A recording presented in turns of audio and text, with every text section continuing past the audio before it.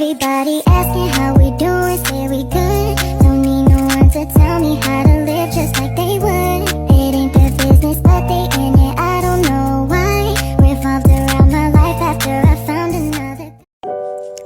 Kali ini saya akan menjelaskan aliran Gestalt. Gestalt adalah sebuah teori yang menjelaskan proses perepsesi melalui perorganisasian komponen-komponen sensasi yang memiliki hubungan, pola, ataupun kemiripan menjadi kesatuan. Teori Gestalt berobsesi terhadap teori strukturalisme. Teori Gestalt cenderung berupaya mengurangi pembagian sensasi menjadi bagi-bagian kecil. Kali ini saya akan menjelaskan tokoh-tokoh penemuan teori Gestalt. Yang pertama ada Max Wertheimer. Max Wertheimer adalah tokoh tertua dari 3 pendiri aliran psikologi Gestalt. Wertheimer dilahirkan di Praha pada tanggal 15 April 1880. Ia mendapatkan gelar PhD-nya di bawah bimbingan Oswald Colbert. Konsep pentingnya epifenomenon, yaitu pergerakan objek statis menjadi rangkaian gerakan yang dinamis setelah dimunculkan dalam waktu singkat. Dan dengan demikian kemungkinan manusia melakukan interpretasi. Wertheimer menunjukkan pada proses interpretasi dari sensasi objektif yang kita terima. Proses ini terjadi dari otak dan sama sekali bukan proses fisik, tetapi proses mental, sehingga diambil kesimpulan. Ia menantang pendapat Wang Jayang menunjuk pada proses fisik sebagai penjelasan epifenomenon. Wertheimer dianggap sebagai pendiri teori Gestalt setelah dia melakukan eksperimen dengan menggunakan alat yang bernama stroboskop, yaitu alat yang berbentuk kotak dan diberi suatu alat untuk dapat melihat ke dalam kotak itu. Di dalam kotak terdapat 2 buah garis, yang satu melintang dan yang satu dekat. Kedua gambar tersebut diperlihatkan secara bergantian, dimulai dari garis yang melintang, kemudian garis yang tegak, dan diperlihatkan secara terus-menerus. Kesan yang muncul adalah garis tersebut bergerak dari tegak ke melintang. Gerakan ini merupakan gerakan yang semua, karena sesungguhnya garis tersebut tidak bergerak, melainkan dimunculkan secara bergantian. Dan yang kedua ada Wolfgang Kohler. Menurut Kohler, simpanse tidak kurang dari manusia, yaitu mampu memecahkan masalah sekaligus dengan proses integrasi atau pemahaman. Pemahaman simpanse baru muncul setelah beberapa saat mencoba memahami masalahnya, dan pada saat itu pula muncul dengan tiba-tiba kejelasan melihat hubungan-hubungannya antara unsur yang satu dengan yang lainnya. Esensi dari teori psikologi Gestalt adalah bahwa pikiran adalah usaha-usaha untuk menginterpretasikan sensasi dan pengalaman-pengalaman yang masuk sebagai keseluruhan yang terorganisir berdasarkan sifat-sifat tertentu dan bukan sebagai kumpulan unit data yang terpisah-pisah. Para pengikut Gestalt berpendapatkan bahwa sensasi atau informasi sebagai pandangan secara menyeluruh, karena bila dipersepsi secara terpisah atau bagian demi bagian, maka strukturnya tidak jelas. Dan yang ketiga ada Kurt Kafka. Kafka lahir di Berlin tanggal 18 Maret 1880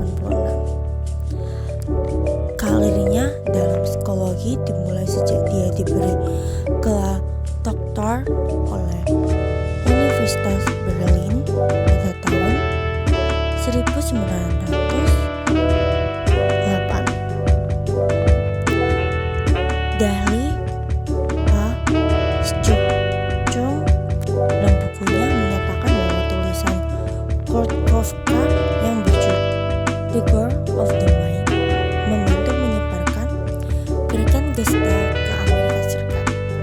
Sumbangan Kafka kepada psikologi adalah penyajian yang sistematis dan pengalaman dari prinsip-prinsip Gestalt dalam rangkaian gejala psikologi, mulai persepsi belajar meningkat sampai kepada psikologi belajar dan psikologi sosial.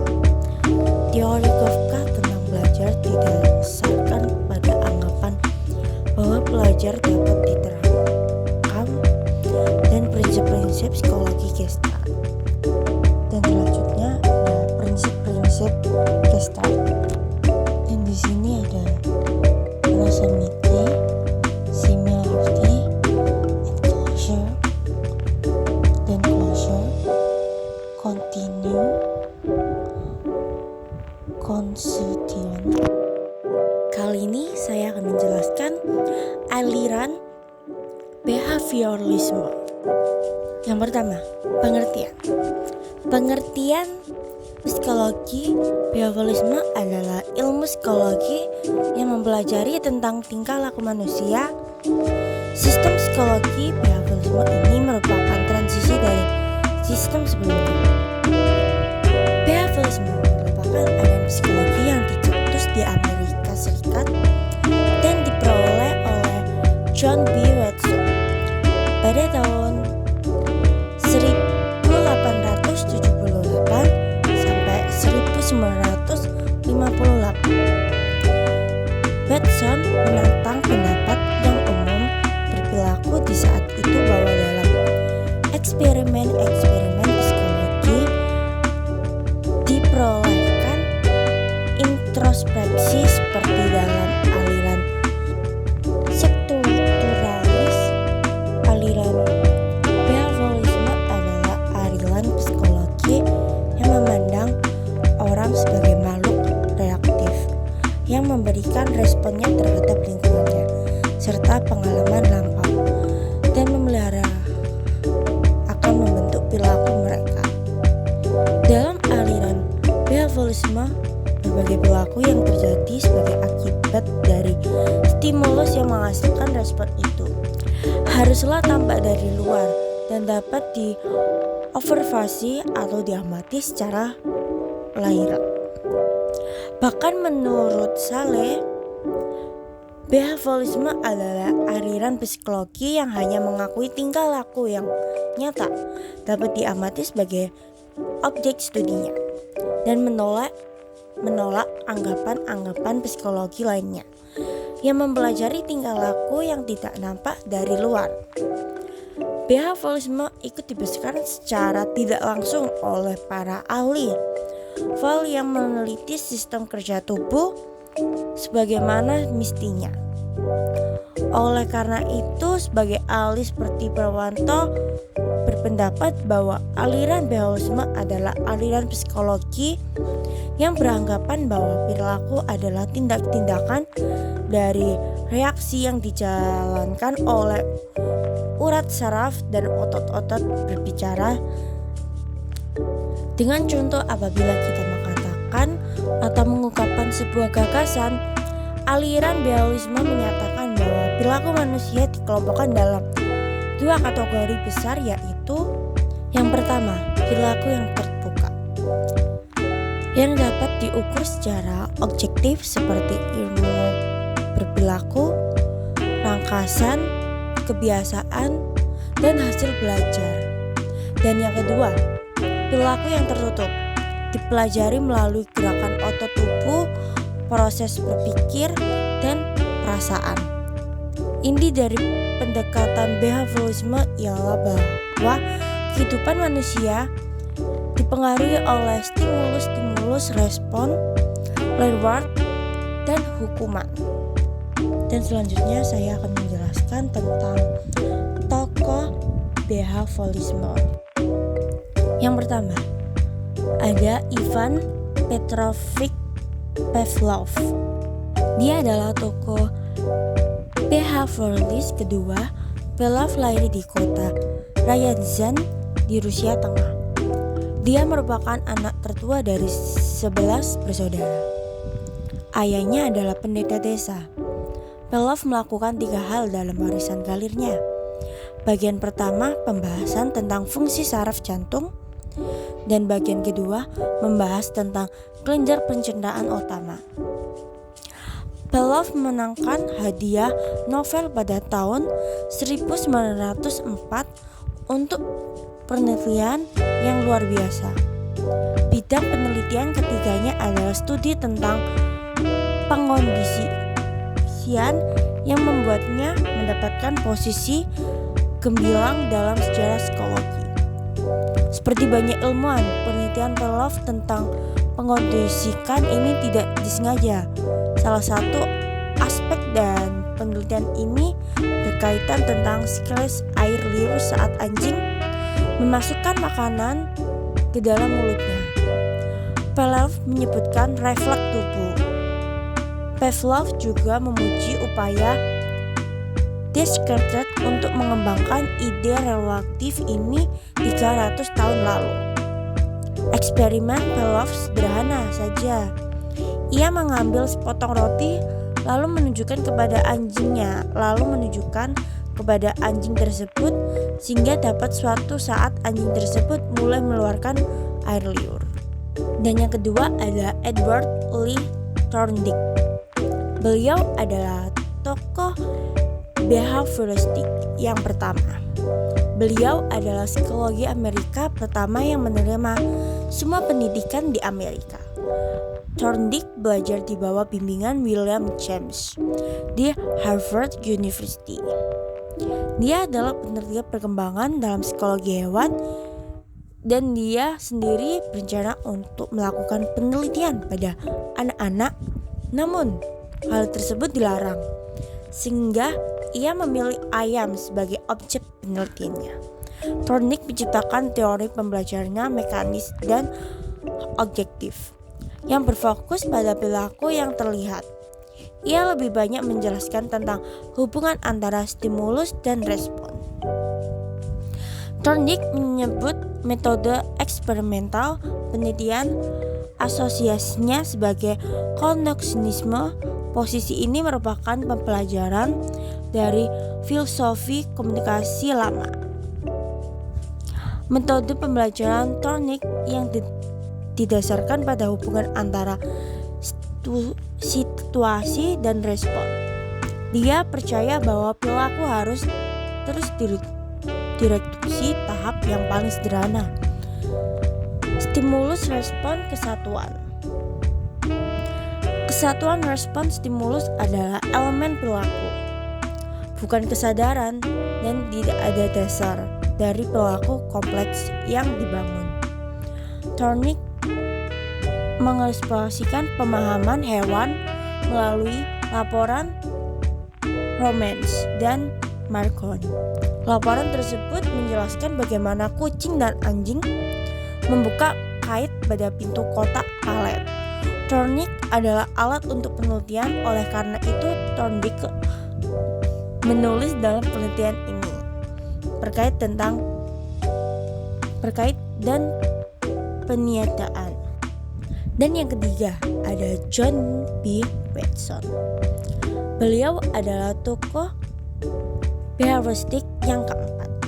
Ia lahir di dekat Granville, Carolina Selatan. Ibunya adalah seorang tokoh agama, tetapi sifat ayahnya adalah kebaikan dari ibunya. Watson lahir di keluarga miskin dan hanya mengendalikan hasil investigasi lapangan. Ketika Watson berusia 13 tahun, ayah dan ibunya ditinggal bersama wanita lain.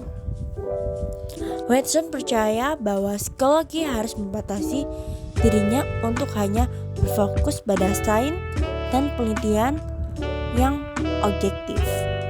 Bagi Watson, metode behavioralism meliputi observasi tanpa alat dan metode pengujian, metode pelaporan, lisan, dan metode pengaudisian.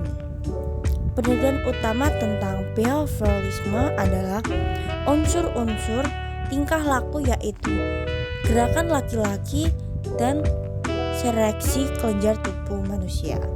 Menurut Watson, tanggapan eksplisis impletis, tanggapan eksplisinya jelas dan dapat diamati secara langsung. Reaksi resesif seperti pergerakan organ, sekresi kelenjar, dan impuls saraf terjadi pada organisme seperti reaksi langkasan, bisa sederhana atau kompleks. Gelombang cahaya yang mengenai pupil merupakan stimulus sederhana. Prinsip teori behavioralisme dibagi dua. Yang pertama ada stimulus dan respon, dan yang kedua reinforcement dan pengautan. Kali ini saya akan menjelaskan aliran psikoanalisis. Pengertian. Psikoanalisis adalah bentuk aliran yang utama dalam ilmu psikologi dan memiliki teori kepribadian, atau juga bisa kita sebut dengan sebutan teori kepribadian. Psikoanalisis atau psychoanalytic theory of personality. Dan kali ini saya akan menjelaskan tokoh-tokoh psikoanalisis. Yang pertama ada Alfred Adler. Adler mengembangkan yang disebut sebagai individual psikologi. Banyak konsep Freud yang diikutnya, antara lain mengenai level kesadaran. Namun Adler menekankan pada faktor kesadaran atau unsur ego. Teorinya banyak yang menyentuh unsur lingkungan sosial, sehingga ia juga dikenal sebagai seorang psikoanalisis sosial yang pertama. Sebagai orang pengikut Freud, Adler memiliki jalan berbeda dari Freud dan menganggap teori Freud sangat menenangkan unsur seksual sehingga kurang realistis. Dan yang kedua ada Charles Gustav Jung, dikenal mengembangkan analytical psikologi. Sebagai murid Freud, Jung juga mengajukan keberatan terhadap beberapa konsep utama Freud yang menyebabkan hubungan keduanya renggang dan retak. Perbedaan utama Jung dan Freud terletak pada pandangan mereka tentang ketidaksadaran. Meskipun keduanya sama-sama menenangkan ketidaksadaran sebagai penuntut perilaku manusia, bahkan Jung lebih kuat dalam hal ini. Tapi mereka berbeda posisi tentang asal ketidaksadaran ini. Freud mengatakan bahwa unsur seksual adalah faktor utama dan dominan dalam ketidaksadaran sementara. Jung sangat tidak setuju dengan pandangan ini dan menyatakan bahwa sumber ketidaksadaran adalah warisan dari nenek moyang, sehingga sifatnya sosial dan tergantungkan kelompok ras. Tahap perkembangan, yaitu ada 4. Yang pertama ada oral stage, dan yang kedua anal stage, dan yang ketiga pallial stage, dan yang keempat genital stage. Dan struktur kepribadian. ID, sumber dari segala dorongan dasar. Ego merupakan pusat dari kepribadian seseorang. Superego, bagian dari elemen yang berisi norma-norma sosial yang sudah terintegrasikan dalam diri seorang. Dan selanjutnya saya akan menjelaskan tentang aliran fungsionalisme. Pengertian. Fungsionalisme adalah teori filsafat yang menganggap fenomena mental dalam kesatuan dinamis sebagai suatu sistem dari fungsi untuk memuaskan kebutuhan yang sifatnya biologis. Fungsionalisme adalah sebuah pemikiran yang tidak menolak substansi imaterial, tetapi menyatakan bahwa pada akhirnya semua substansi bersifat material. Tokoh-tokoh fungsionalisme. Yang pertama, William James. James termasuk pendukung aliran evolusionisme dalam bersama Johnny Dewey mendirikan aliran fungsionalisme. James tergolong orang yang berpikiran bebas, yaitu bebas mengeluarkan dan mengembangkan ide atau kritik yang orisinal. Salah satu ciri khas pikiran adalah berusaha sedekat mungkin dengan kenyataan. Teori emosi. Teori James Lange menjelaskan tentang hubungan antara perubahan fisiologis dalam emosi. Emosi identik dengan perubahan pendarahan darah. Emosi adalah hasil dari persepsi seorang tentang perubahan-perubahan yang terjadi pada tubuh berhadap rangsangan dari luar. Membantah pernyataan bahwa emosi Lisa yang menyebabkan perubahan pada tubuh. William James membedakan dua aspek diri yang berbeda tetapi tidak terpisahkan, yaitu aku. Ini adalah diri sebagai yang mengetahui dan aku sosial. Sosial atau me adalah diri sebagai sesuatu yang ketahui secara material, sosial maupun spiritual. Dan yang kedua adalah Johnny Dewey. Pada tahun 1886, ia menulis buku psikologi tentang psikologi untuk menggambarkan bagaimana cara orang Amerika mempelajari psikologi, yaitu dengan mengutarakan pragmatisme. Bagi pada sejarah psikologi Amerika, yang lebih penting adalah menemukan jawaban atas pertanyaan apa kegunaan dan jiwa perilaku sehingga berdirinya aliran fungsionalisme. Ia mengajukan metode Learning by Doing. Dalam teorinya, ia mendapatkan bahwa untuk mempelajari sesuatu, orang tidak perlu terlalu banyak mempelajari, melainkan dengan cara langsung mengerjakan tugas. Yang ketiga, yaitu James Rowan Angel. Angel dikenal dengan papernya yang berjudul The Prevention of Functional Psychology dan mengumumkan 3 macam pegangan terhadap fungsionalisme. Yang satu, fungsionalisme adalah psikologi tentang aktivitas pekerjaan jiwa atau mental sebagai lawan terhadap psikologi tentang elemen-elemen mental. Dan yang kedua, fungsionalisme adalah psikologi tentang kegunaan-kegunaan dasar dari kesadaran di mana jiwa merupakan perantara antara lingkungan dan kebutuhan organisme. Teori ini tersebut juga dengan teori emergensi dari kesadaran untuk keadaan yang tidak bersifat emergensi, yang berfungsi bukan emergensi tapi kebiasaan. Dan tiga, ada fungsionalisme adalah fisik, yaitu psikologi tentang keseluruhan organisme yang terdiri dari badan dan jiwa. Ia mempelajari pula hal-hal di luar kesadaran, misalnya kebiasaan dan setengah sadar. Metode dalam fungsionalisme ada 3 bagian. Yang pertama adalah metode psikologi, dan yang kedua metode variasi kondisi, dan yang ketiga metode interpretasi.